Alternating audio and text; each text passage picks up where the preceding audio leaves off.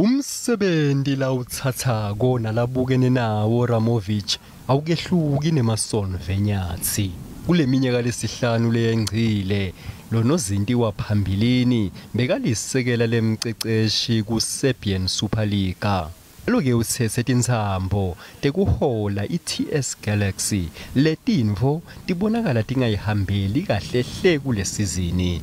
The quality is there, but we just have to build up ourselves, and if the players don't believe in themselves, in their quality, who else will? Kepha ke yena utsi uyakwati la kufunako.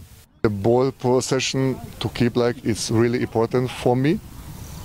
So I don't like that we are following into a trap of a super game with long balls and stupid mistakes and stupid passes, and that we rush. Asengikutshele kafishane njengaye uneminyaka le-42 kanti ke une-UEFA Pro license kude kucecesha. Nyalo ke sewulethe Emerson Grogan ukuthi abelisekela lemceceshi lesibili kuleli qembu njengoba elisekela lekuqala kunguShaun Bartlett.